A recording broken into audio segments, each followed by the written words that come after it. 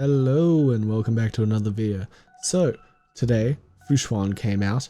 As you can see, I got her. She's lovely. In fact, after my stream I ended up getting E1 by accident. So yeah, that's nice.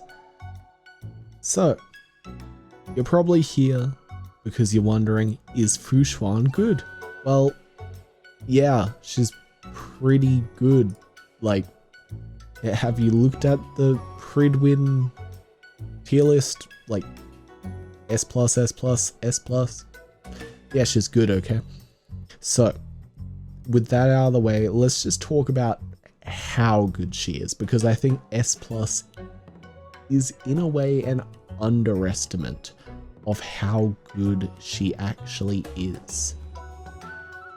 Like, when you think of a sustainer unit, you think, okay, this character's going to either heal or they're going to take away damage. She does both of them. Just looking at some of her abilities here, as you can see, she heals. Whenever you use her ultimate, she heals your allies. She takes away debuffs. She regenerates energy just for using her abilities. So she sustains herself being able to use her abilities. And then on top of all of that, she heals herself and she takes away damage from your allies and takes away damage from herself. As you can see here, 17% less damage. She heals. And then she, with her normal abilities, she takes away all of your allies' damage that is being dealt, 65% of it, and redirects it towards herself. And then she heals your allies on top of that, and increases their HP, and increases their crit rate on top of all of that. And the insane thing about this all is that's not even max investment. Like, that's what you would normally get with a character at like E6 light cone. And the fun fact about that all is her eidolons and her light cone are actually insane. So let's take a look at her eidolons. Increases crit damage by 30%. So on top of that crit rate you're getting, with E1 you now get crit damage as well. Brilliant. Oh, and then look at this. E2 makes it so your allies get revived when they get downed. So now you have the Bailu effect as well. Oh, and then look at this. You get even more energy. And then E6 makes it so she can deal damage as well. But her eidolons are pretty good, right? But then there's her light cone. Just initially, 24% more HP and 12% more energy regeneration rate. That's great and all. But then, basically all of the time, it basically has 100% uptime. All allies damage dealt increases by 9%. This will be basically 100% uptime because she's constantly taking damage. And then, on top of all of that, at the start of every wave, restores HP of all allies to an amount equal to 80% of their HP lost. That's insane. All of this is absolutely nuts. If you're not convinced to pull Fu Xuan yet, you obviously don't have any pulls left. Like myself, I don't have any pulls left after pulling for Fu Xuan, but I got Fu Xuan. You don't have Fu Xuan yet, and you should. Unless you have Luocha. That's the only exception. If you have Luocha, you know, you don't need her. You have a solo sustain unit in Luocha, you don't need Fu Xuan as well. And to be honest, Luocha is still probably better than Fu Xuan without high investment, just for the fact that he can heal off his turn. Like, that's one thing I've noticed with Fu Xuan. I've been playing with her in Swarm, Simulated Universe, Swarm, Disaster, right? I've been playing with her. Your allies can still get, like, attacked, and then if they get attacked, right, you have nothing to do until her turn comes back up again. And if your allies get down as well, like, this is the main issue with Fu Xuan. If your allies get low on HP, there's not much you can do about it. You're only healing 5% of Fu Xuan's HP per every couple of turns.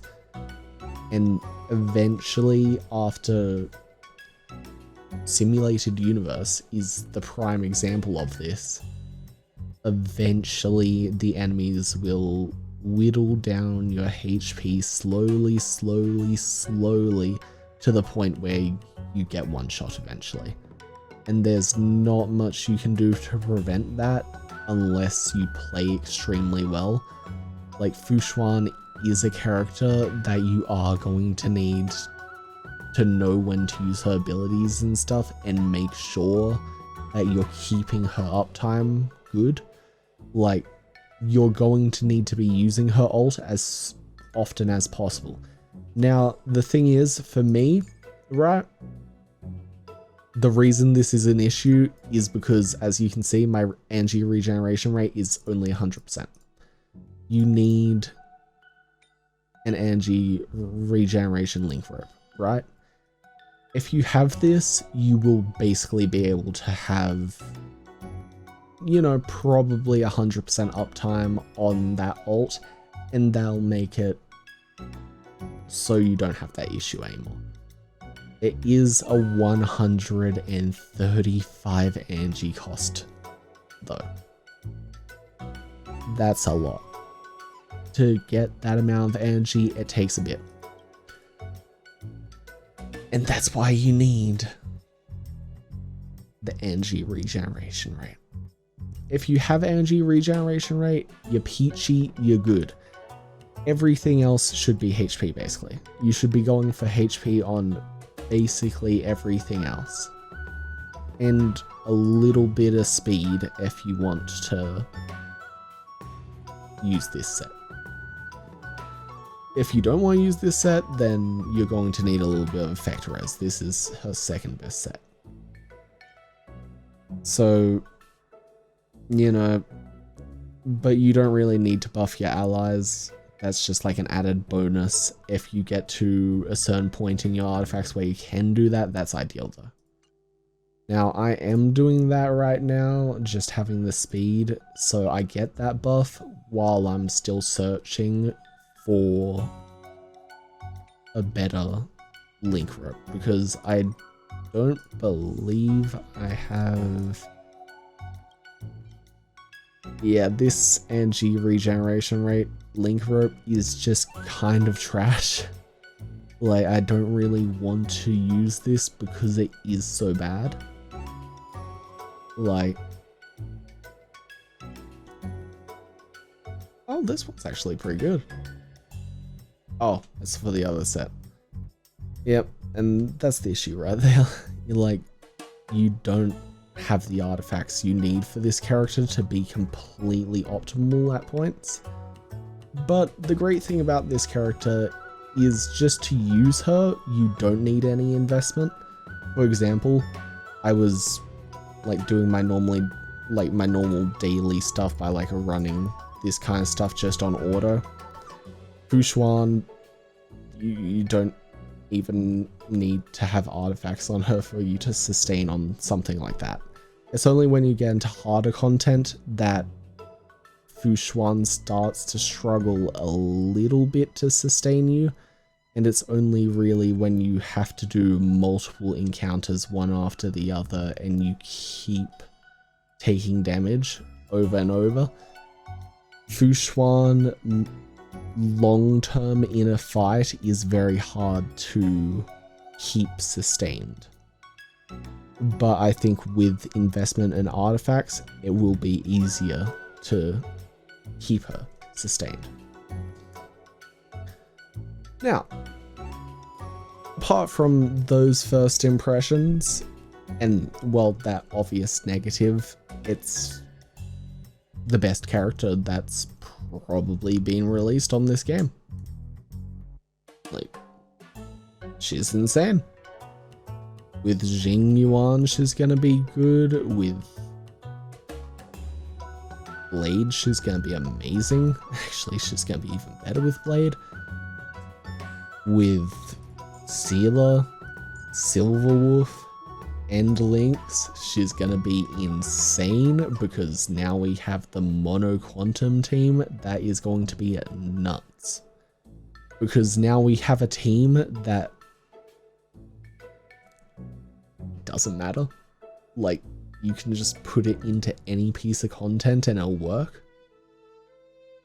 Like, that's a bit of an issue before, because before you didn't have a team that would just work in everything. You needed to build teams, but now you don't.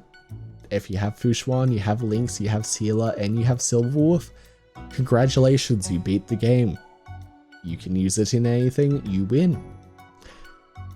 And that's probably the best thing to come out of this. And I've taken a quick look at Lynx. She's also insane. So maybe combining those two powers as well, like combining Lynx and combining Fu Xuan, you will be able to sustain against anything, and I don't think you could ever die. Also, combining with Bailu, you could probably do the same thing. Like, yeah, she's just the best sustainer in the game. And with all of that said, thanks for watching the video. Don't forget to like and subscribe, and I'll see you in the next one. Also, I might make a better dedicated video on this character soon. See ya. Bye.